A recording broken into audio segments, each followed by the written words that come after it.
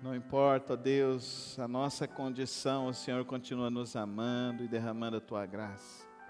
Fortalece nossas vidas nesta hora, ó Pai. Leva-nos, ó Deus, a compreender a Tua palavra neste momento, em nome de Jesus. Amém. Amém. Podemos sentar, irmãos. Atos capítulo 2, queridos irmãos, é o texto que vamos meditar nesta manhã. Atos capítulo 2, nós temos 3 momentos aqui em Atos, nesse capítulo. Nós temos um momento da igreja, da pequena igreja que se inicia. Nós vamos ter um momento da igreja pública e nós vamos ter um momento das ações dessa igreja. Então hoje eu quero meditar com os irmãos sobre, depois da ascensão de Cristo, o Espírito no meio da igreja. O Espírito no meio da igreja do Senhor. Atos capítulo 2. Vamos ler primeiramente os 13 primeiros versos e depois nós vamos avançando. Chegando o dia de Pentecostes, estavam todos reunidos num só lugar. De repente veio do céu um som como de um vento muito forte e encheu toda a casa na qual estavam assentados. Viram que parecia línguas de fogo que se separaram e pousaram sobre cada um deles. Todos ficaram cheios do Espírito e começaram a falar noutras línguas conforme o Espírito os capacitava. Havia em Jerusalém judeus devotos, vindo de todas as nações do mundo. Ouvindo-se o som, ajuntou-se uma multidão que ficou perplexa, porque cada um os ouvia falar em sua própria língua. Atônitos e maravilhados, eles perguntavam: acaso não são os galileus todos estes homens que estão falando? Então, como os ouvimos cada um de nós em nossa própria língua materna? Pardos, medos e ilamitas, habitantes da Mesopotâmia, Judéia e Capadócia, do Ponto e da província da Ásia, Frígia e Panfilha, Egito e das partes da Líbia, próximas a Cirene, visitantes vindos de Roma, tanto judeus como convertidos ao judaísmo, cretenses e árabes. Nós os ouvimos declarar as maravilhas de Deus em nossa própria língua. Atônitos e perplexos, todos perguntavam uns aos outros: que significa isto? Alguns, todavia, zombavam deles e diziam: eles beberam vinho demais. Vamos continuar. Então Pedro levantou-se com os 11 e em alta voz dirigiu-se à multidão: homens da Judéia e todos os que vivem em Jerusalém, deixem-me explicar-lhes isto. Ouçam com atenção. Estes homens não estão bêbados, como vocês supõem. Ainda são 9 horas da manhã. Ao contrário, isto é o que já foi predito pelo profeta Joel. Nos últimos dias, diz Deus, derramarei do meu espírito sobre todos os povos. Os seus filhos e as suas filhas profetizarão, os jovens terão visões, os velhos terão sonhos. Sobre os meus servos e as minhas servas derramarei o meu espírito naqueles dias, e eles profetizarão. Mostrarei maravilhas em cima no céu e sinais embaixo da terra, sangue, fogo e nuvens de fumaça. O sol se tornará em trevas e a lua em sangue, antes que venha o grande e glorioso dia do Senhor. E todo aquele que invocar o nome do Senhor será salvo. Israelitas, ouçam estas palavras. Jesus de Nazaré foi aprovado por Deus diante de vocês por meio de milagres, maravilhas e sinais que Deus fez entre vocês por intermédio dele. Como vocês mesmos sabem, este homem lhes foi entregue por propósito determinado e pré-conhecimento de Deus. E vocês, com a ajuda de homens perversos, o mataram, pregando-o na cruz. Mas Deus o ressuscitou dos mortos, rompendo os laços da morte, porque era impossível que a morte o retivesse. A respeito deles, disse Davi: eu sempre vi o Senhor diante de mim, porque Ele está à minha direita, não serei abalado. Por isso, o meu coração está alegre e a minha língua exulta, o meu corpo também repousará em esperança. Porque tu não me abandonarias no sepulcro, nem permitirás que o teu santo sofra decomposição. Tu me fizeste conhecer os caminhos da vida e me encherás de alegria na tua presença. Irmãos, posso dizer-lhes que, com franqueza, que o patriarca Davi morreu e foi sepultado, e o seu túmulo está entre nós até o dia de hoje. Mas ele era profeta e sabia que Deus lhe prometera sob juramento que colocaria um dos seus descendentes em seu trono. Prevendo isso, falou da ressurreição do Cristo, que não foi abandonado no sepulcro e cujo corpo não sofreu decomposição. Deus ressuscitou este Jesus e todos nós somos testemunhas desse fato. Exaltado à direita de Deus, ele recebeu do Pai o Espírito Santo prometido e derramou o que vocês agora veem e ouvem. Pois Davi não subiu aos céus, mas ele mesmo declarou: o Senhor disse ao meu Senhor: senta-te à minha direita, até que eu ponha os teus inimigos como estrato dos teus pés. Portanto, que todo Israel fique sabendo: este Jesus, a quem vocês crucificaram, Deus o fez Senhor e Cristo. Quando ouviram isso, ficaram aflitos em seu coração e perguntaram a Pedro e aos outros apóstolos: irmãos, que faremos? Pedro respondeu: arrependam-se e cada um de vocês seja batizado em nome de Jesus Cristo para perdão de seus pecados e receberão o dom do Espírito Santo, pois a promessa é para vocês, para os seus filhos e para todos os que estão longe, para todos quanto o Senhor, o nosso Deus, chamar. Com muitas outras palavras, os advertia e insistia com eles: salvem-se desta geração corrupta. Os que aceitaram a mensagem foram batizados, e naquele dia houve um acréscimo de cerca de 3.000 pessoas. Pai Celeste, que Tua palavra ecoe em nossas mentes, em nossos corações, que Tua palavra desperte nossas vidas, que Tua palavra nos dê a visão, a direção para o viver esses dias, ó Pai, que a Tua palavra, ó Deus, nos mostre claramente o Teu propósito para cada um de nós, que ao anunciar esta palavra, ó Deus, nossas vidas se rendam completamente ao Senhor. Assim que oro ao Ti, no precioso nome de Cristo Jesus. Amém e amém. Queridos, como eu disse logo no início, nós vemos então 3 momentos no capítulo. O primeiro deles, o momento em que a igreja está ali reunida no cenáculo. Os 12 mais os 120 que estão ali, que viram a ascensão do nosso Senhor Jesus Cristo. Este primeiro momento é o momento onde ocorre esse derramamento do Espírito Santo.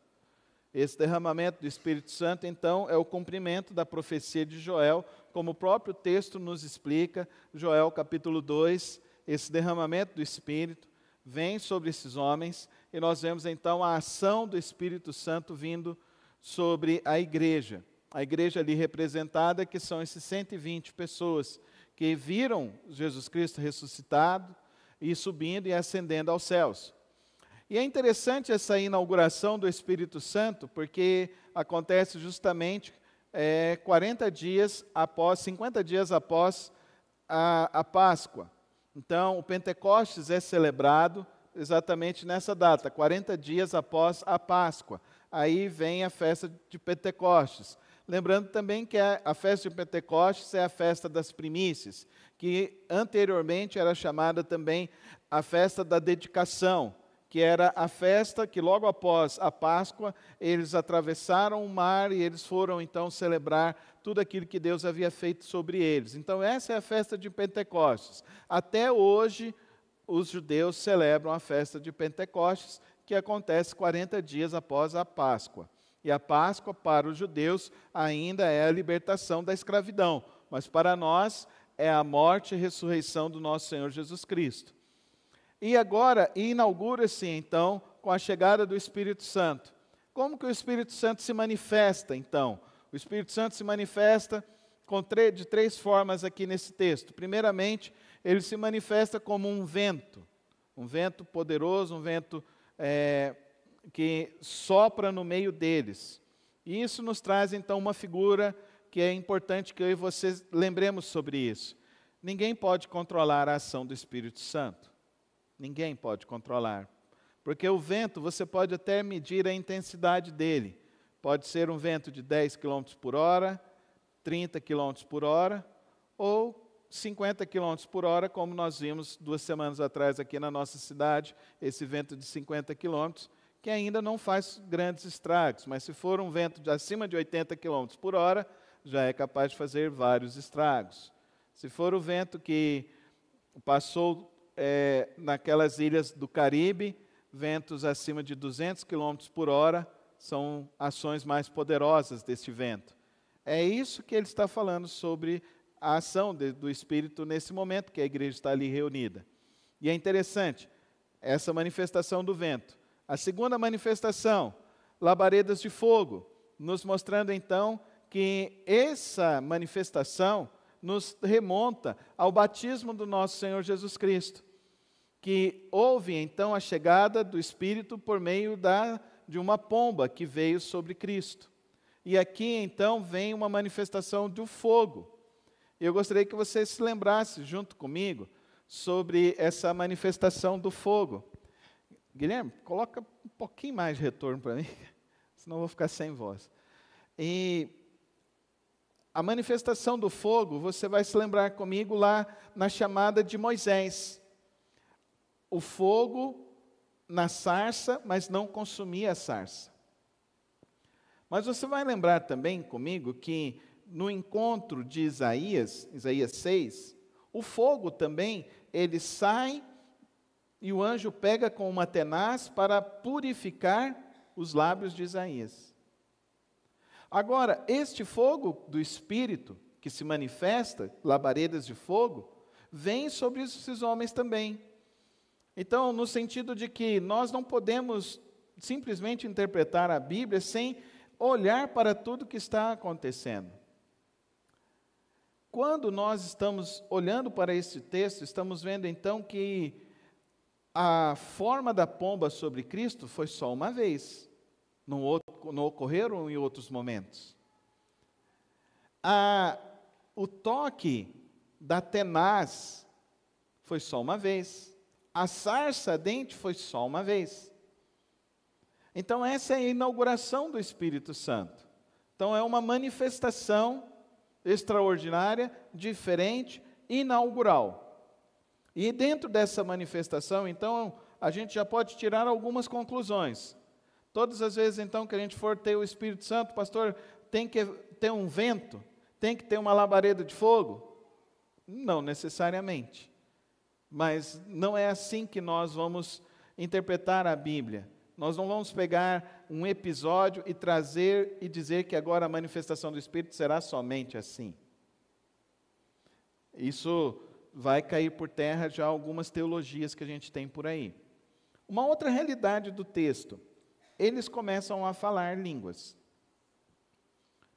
que alguns não entendem corretamente que língua é, mas quando essa igreja sai do cenáculo e vai para a cidade, as pessoas que estão ao redor deles começam a entender o que eles estão dizendo. Então não é uma manifestação sem interpretação. É uma manifestação, então, que está puxando aqueles que não entendem para um ponto. E aqui eu preciso que você se lembre de Babel. O que foi Babel? Babel foi o homem tentando chegar a Deus.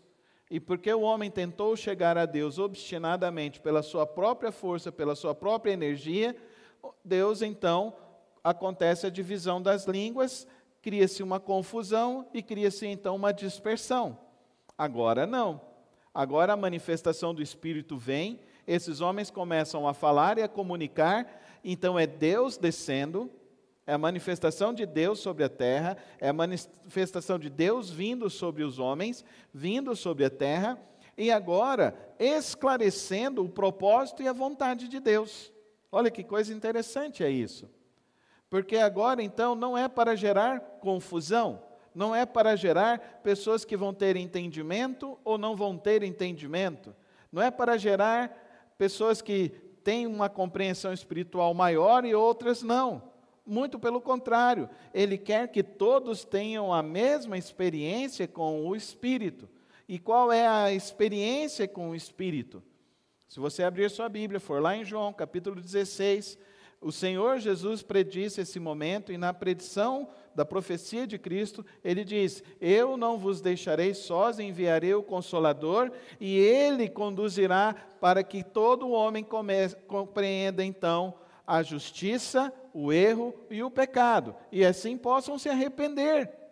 Então a compreensão agora não é uma dispersão, agora é uma união em prol do Evangelho, é uma união em Cristo Jesus, é uma união em torno da palavra de Deus. Tanto é que o resultado será 3.000 pessoas que se convertem. E é interessante isso, porque o Espírito Santo vem, primeiramente a igreja, esses homens então são impulsionados pelo Espírito, motivados pelo Espírito, então eles são desafiados pelo Espírito Santo a testemunhar, e eles saem a testemunhar, e as pessoas então começam a compreender o Evangelho. Então, querido irmão, vamos tirar algumas lições, algumas aplicações para nós aqui. Primeiramente, sobre a questão desse batismo do Espírito Santo, que o meio pentecostal e meio neopentecostal afirma que é uma experiência de se falar uma língua estranha que não é compreensível. Queridos, não é isso. À luz da palavra de Deus, o que nós estamos vendo é que a experiência primordial do Espírito Santo é a conversão. Porque esses homens que ouvem, então, esses homens falando, eles perguntam lá na frente para Pedro: o que nós vamos fazer? Verso 37. O que nós vamos fazer, Pedro? Então Pedro diz: arrependam-se. Arrependam-se e depois seja batizado. Peça perdão dos seus pecados e comece a viver para Cristo. Então a compreensão da experiência com o Espírito Santo é uma experiência que nos aproxima a Cristo Jesus e nos aproxima à vontade de Deus e nos aproxima ao Evangelho que é comunicado. Então não é simplesmente uma experiência intimista, não é uma experiência esotérica, é uma experiência que nos motiva a pregar o Evangelho. Então a máxima para a minha vida, à luz da que eu interpreto a palavra de Deus, é que uma pessoa cheia do Espírito Santo, ela tem um desejo voraz de apresentar o Evangelho a cada pessoa que não conhece. Isso, para mim, é o grande sentido de uma pessoa estar cheia do Espírito Santo. É pregar o Evangelho.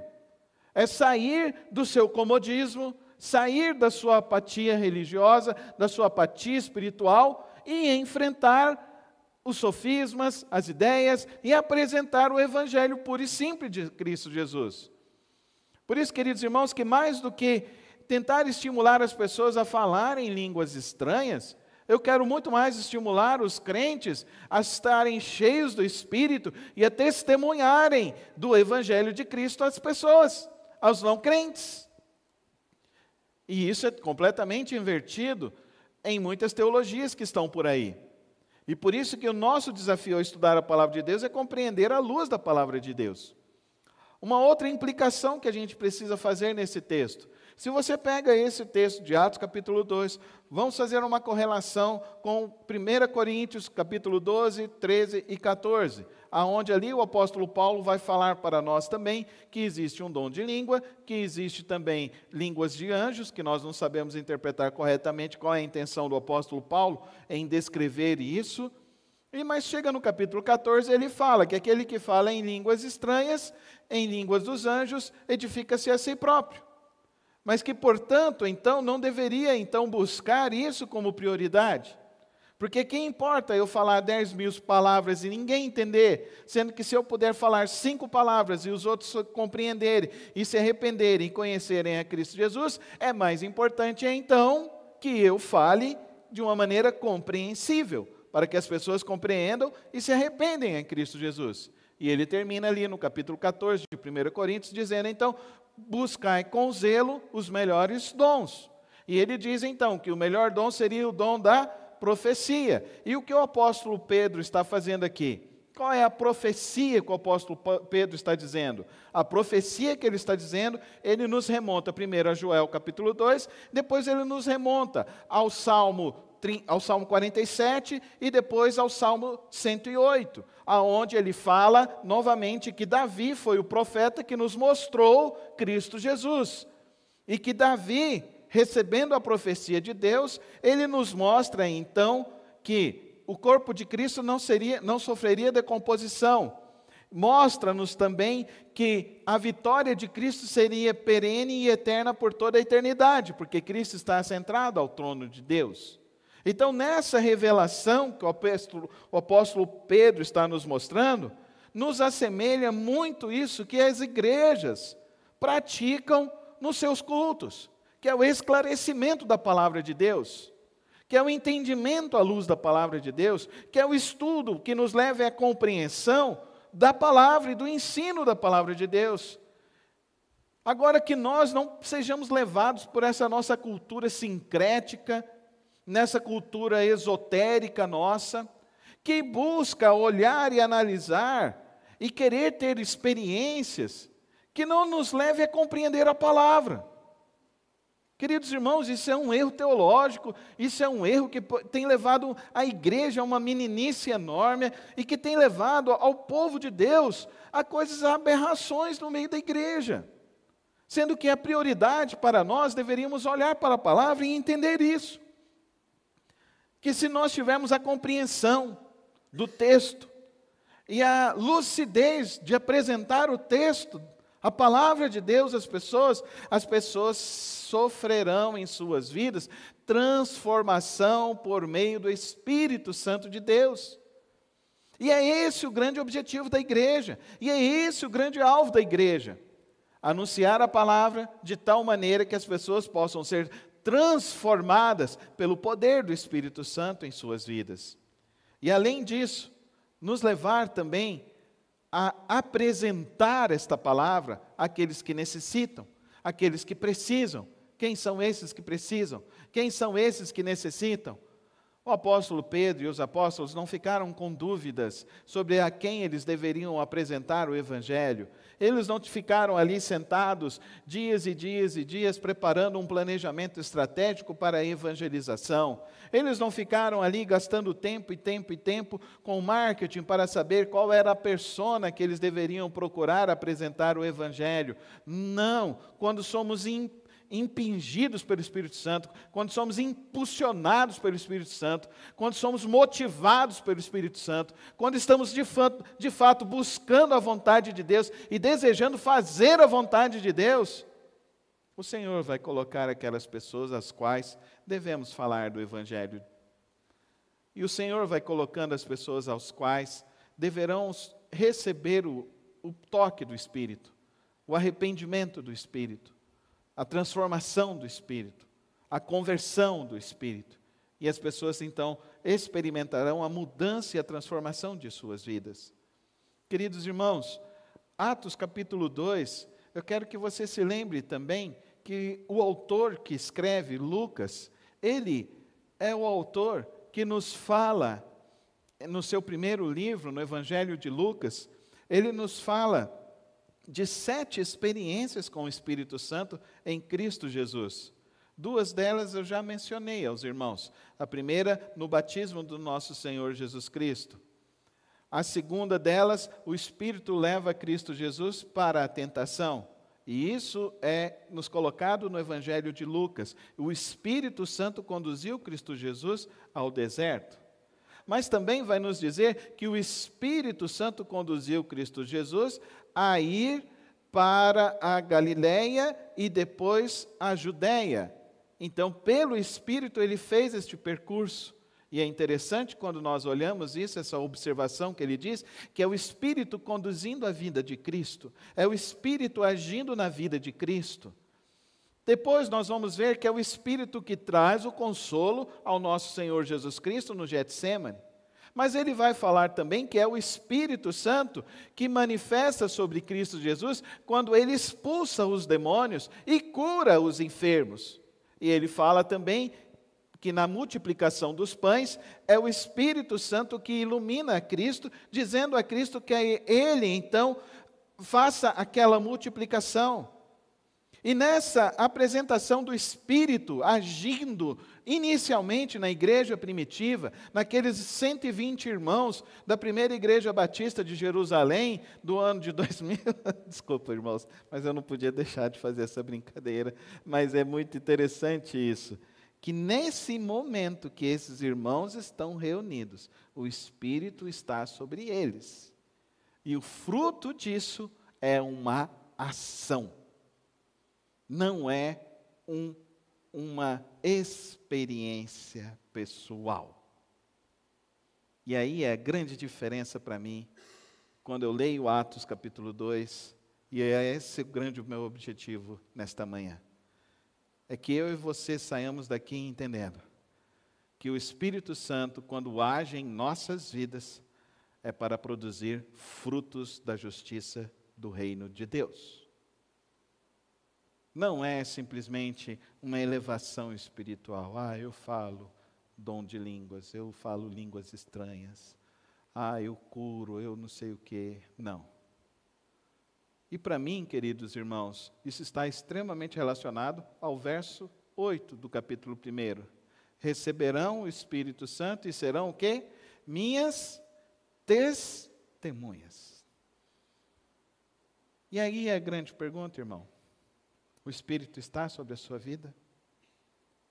Você tem o Espírito Santo da promessa em Cristo? Você realmente já entregou-se a Cristo de tal maneira que você se arrependeu dos seus pecados e recebeu a Cristo Jesus? Se você tem isso, você testemunha. Você fala de Cristo às pessoas. Só que a igreja, ao longo da história, ela vai se desvirtuando, ela vai criando mecanismos, vai criando estruturas, metodologias. Irmãos, não teve nada disso. Houve só 40 dias. 50 dias para ser mais preciso. 40 dias com Cristo mostrando e aparecendo para esta igreja, e depois essa igreja teve 10 dias.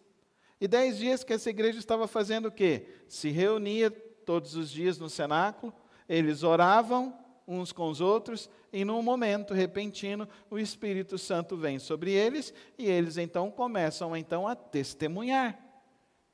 Testemunhar desta palavra. Testemunhar dessa experiência com Cristo. Eles não estão falando, eu vi um céu, eu vi uma coisa. Não, o que eles estão falando? Olha, o Cristo que vocês mataram é o Messias. O Cristo que foi crucificado na cruz é a promessa bendita. O Cristo veio, Ele ressuscitou, e agora Ele nos chama ao arrependimento, e agora Ele nos chama para viver uma nova vida. E aqui, queridos irmãos, é interessante o verso 40. Salvem-se desta geração corrompida. E como que nós vamos nos salvar dessa geração corrompida? Primeiramente, aceitando a mensagem do Evangelho de Cristo Jesus. O nosso Messias viveu 33 anos, morreu na cruz do Calvário, no período de Pôncio Pilatos. Ele ressuscitou ao terceiro dia, e ele apareceu aos primeiros cristãos, e eles testemunharam para nós de que eles viram Cristo ressurreto. E um deles chegou ao ponto de tocar-lhe as próprias feridas. E que eles viram ele ascendendo aos céus. Mas que eles não ficaram tendo uma religião, uma experiência empírica, mas, ao contrário, ao receber o Espírito, eles se sentiram desafiados e motivados a falar de Cristo a todos os que precisam e necessitam de Cristo Jesus. A experiência foi tão profunda que mudou completamente a estrutura dessa igreja. Vamos agora ao verso 42 e 47. Eles então se dedicavam ao ensino dos apóstolos e à comunhão, ao partir do pão e às orações. Todos estavam cheios de temor e muitas maravilhas e sinais foram feitas pelos apóstolos. Os que criam mantinham-se unidos e tinham tudo em comum. Vendendo suas propriedades e bens, distribuíam a cada um conforme a sua necessidade. Todos os dias continuavam a reunir-se no pátio do templo, partiam o pão em suas casas e juntos participavam das refeições com alegria e sinceridade de coração. Louvando a Deus e tendo a simpatia de todo o povo, o Senhor lhes acrescentava diariamente os que iam sendo salvos. Eles se converteram, eles se batizaram nas águas, e ali eles decidiram caminhar juntos em unidade. Enquanto em Babel aconteceu a dispersão, no Pentecostes acontece a união. E a igreja marcha sempre em união. União de quê? Nós vemos aqui pelo menos 4 propósitos importantes para a caminhada da igreja. A primeira delas, queridos irmãos, ao didaquê, se dedicavam ao ensino dos apóstolos, ao ensino. A igreja, ela existe para ensinar a palavra de Deus. Esse é o cerne principal da igreja. Ao ensino dos apóstolos, a doutrina, a sã doutrina, ao evangelho de Cristo Jesus. Segundo, a koinonia, a comunhão ao partir do pão e as orações. Comunhão não só apenas no sentido de estar presente num lugar, num local, numa hora marcada, mas comunhão no sentido de que eles partilham o pão, partilham suas necessidades uns com os outros. Partilham para quê? Para orarem juntos uns com os outros. A ação inequívoca do Espírito Santo leva à conversão, e a conversão leva então à inserção da igreja, à criação da igreja, ao estabelecimento da igreja, e dentro da igreja nós lutamos e militamos para o ensino cristão, o ensino bíblico, a comunhão que nos permite a olhar para o outro, para nos ajudar e cooperar no crescimento espiritual uns dos outros. E os que criam, então, mantinham-se unidos. E agora é interessante, a vivência com o Espírito, a vivência com Deus, busca de Deus, implica em ação de Deus. Fala comigo. Busca de Deus implica em ação de Deus. Vamos com mais fé? Busca de Deus implica em ação de Deus. E aqui então nos diz, quando você busca Deus, Deus derrama maravilhas no nosso meio. Deus derrama. Então eu e você não precisamos fazer campanha para receber milagre. Nós precisamos buscar a Deus. Amém? Amém, irmãos? Entendem por que na filosofia da nossa igreja não tem campanha? Porque a campanha aqui é uma só. Viva para Cristo Jesus. Amém? É uma só. Porque a Bíblia nos ensina isso. Você não pode ser crente só por 7 dias, por 7 semanas, por 21 dias. Você precisa viver para Cristo. Amém, irmãos? Paulão sempre fala para mim, pastor, vamos lotar a igreja, né? Colocar ali na faixa. 21 dias de quebra de maldição e prosperidade da sua família, né, Paulão? Pode marcar o culto 7 horas da manhã, a igreja vai estar lotada. Isso não é ser igreja. A igreja é quando você olha no seu coração, olha na sua vida, e você diz, Jesus é o meu único e suficiente Salvador. Ele é o amor da minha vida. Ele é a minha paixão. Ele é o meu tudo. E sem Ele eu não posso viver. E eu quero que todos tenham Cristo Jesus como seu único e suficiente Salvador. Porque não pode ficar só na primeira parte. Porque aí vira religião. Tem que ir para a segunda parte. E por isso que eu entendo, queridos irmãos, que sem evangelismo não acontece a verdadeira conversão. A prioridade nossa é essa. A essência do evangelho é esse. As outras coisas vão acontecer. Basta sermos fiéis à palavra. Basta vivermos uma vida de oração verdadeira. Basta vivermos uma vida de comunhão verdadeira. O Senhor vai acrescentando todos os que vão ser acrescentados. Agora, olha aqui o final desse texto. E louvando a Deus, e tendo a simpatia de todo o povo, e o Senhor lhes acrescentava diariamente os que iam sendo salvos.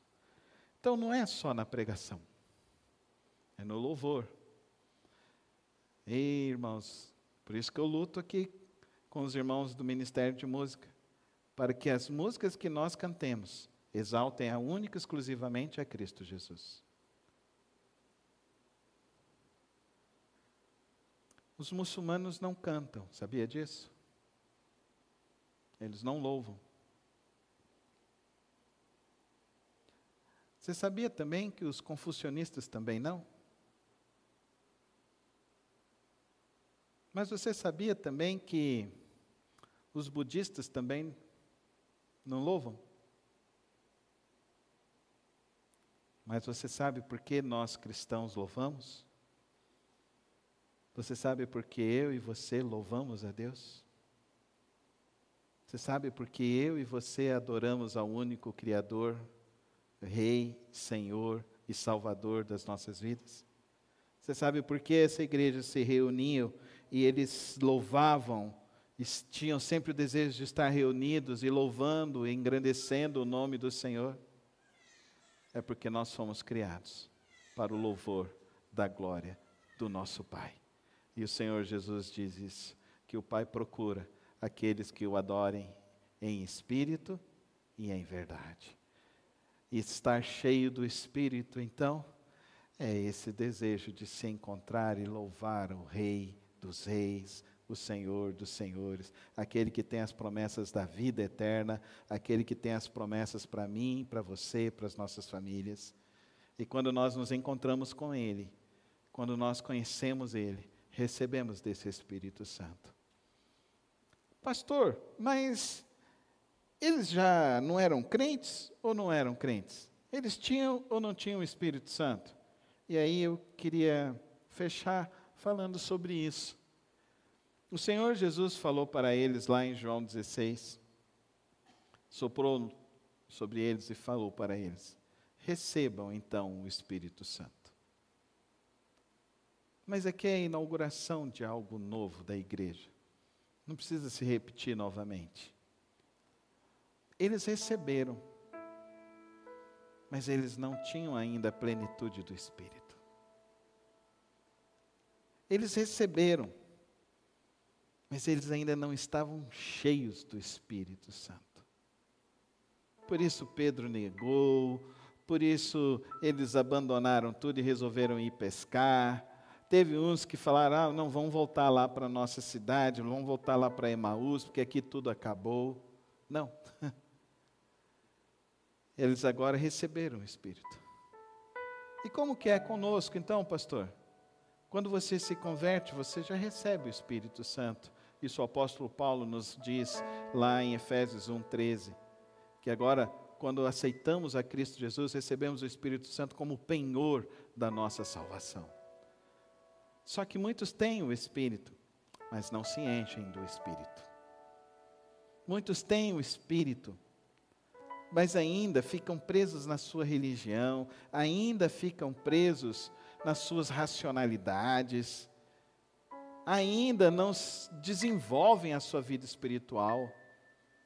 O apóstolo Paulo diz isso, que devemos então desenvolver a nossa vida espiritual. Isso nos fala lá na carta aos Efésios. Mas ele nos fala também isso lá em Romanos, que deveríamos então agora viver de que maneira? Vamos viver então, já que a graça superabundou, vamos continuar vivendo no pecado? Não, de maneira alguma. Vamos andar no Espírito. Vamos nos encher do Espírito. Vamos buscar mais no Espírito. Vamos meditar mais no Espírito.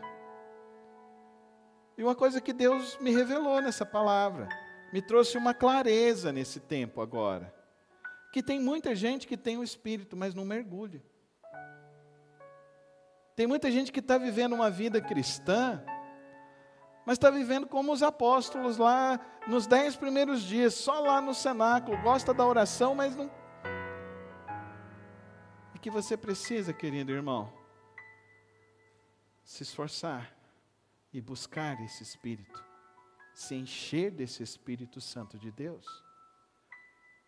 Então eu preciso do batismo do Espírito Santo, pastor? Não, não precisa de batismo do Espírito Santo, você precisa ser cheio do Espírito Santo, amém? Ser cheio. Como que a gente se enche? Querido irmão, você será cheio do Espírito Santo de Deus quando você olhar para a sua vida e falar assim: eu tenho um monte de coisa para fazer, mas buscar a Deus é mais importante. Eu tenho um monte de coisa para pagar, mas buscar a Deus é mais importante. Eu tenho um monte de compromisso lá para fazer, tenho um monte de responsabilidade, mas buscar a Deus é mais importante. Aí você pode dizer: você está cheio do Espírito, porque o Espírito te domina por completo, rege a sua vida por completo, te domina e te preenche por completo. Aí você vai ultrapassando da sua agenda, e você vai entrando na agenda de Deus, na agenda do Espírito Santo de Deus.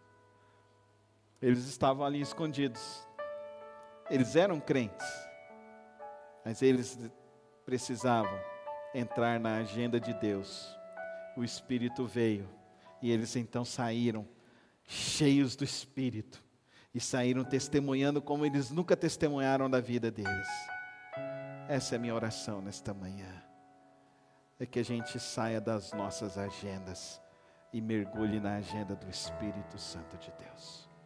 Que a gente saia da nossa esfera de vida religiosa e mergulhe na plenitude do Espírito, no mar do Espírito Santo de Deus.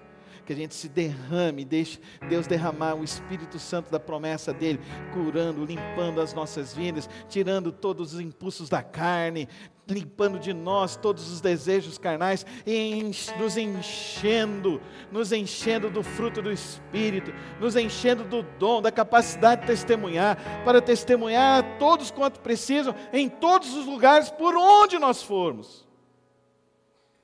Atos 2 diz para mim isso, que aquele momento, esses homens começaram a olhar para Deus e falar: Deus, eu vou te buscar em primeiro lugar, sobre todas as outras coisas, e eu sei que o Senhor me conduzirá, por onde eu for e enquanto eu viver. Feche os teus olhos, que hoje você possa desejar viver essa experiência do Espírito Santo de Deus, conduzindo e guiando a sua vida, conduzindo e guiando o seu viver.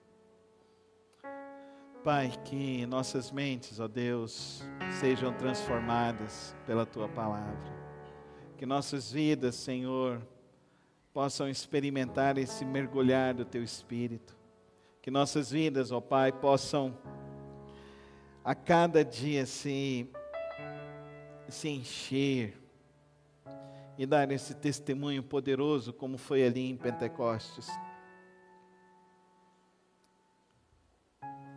Que nossas reuniões, ó Deus, sejam realmente com todo esse desejo, com todo essa motivação de se alegrar, de Te buscar, de se alegrar pelo Teu agir, de se alegrar pela Tua palavra. Que, ó Pai, a nossa experiência com Teu Espírito seja transformadora, como transformou aquelas 3.000 almas, como transformou aqueles 120 irmãos.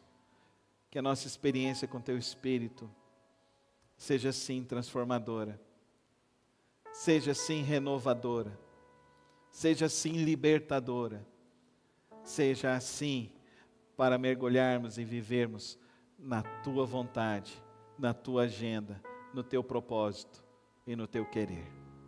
Toma as nossas vidas, toma o nosso coração, o nosso viver, o nosso entendimento e nos conduz ao centro da tua vontade e do teu querer. Que o teu Santo Espírito nos inspire a dar esse testemunho a todos quanto precisam. Que a tua igreja se mova pelo teu Espírito, que a tua igreja se encha do teu Espírito, que a tua igreja testemunhe pelo teu Espírito, que a tua igreja manifeste a cada dia a obra do teu Espírito a todos quanto precisam. E acrescenta, Senhor, todos aqueles que precisam ser salvos, que necessitam desse teu amor hoje, em nome de Jesus. Amém, e amém, e amém.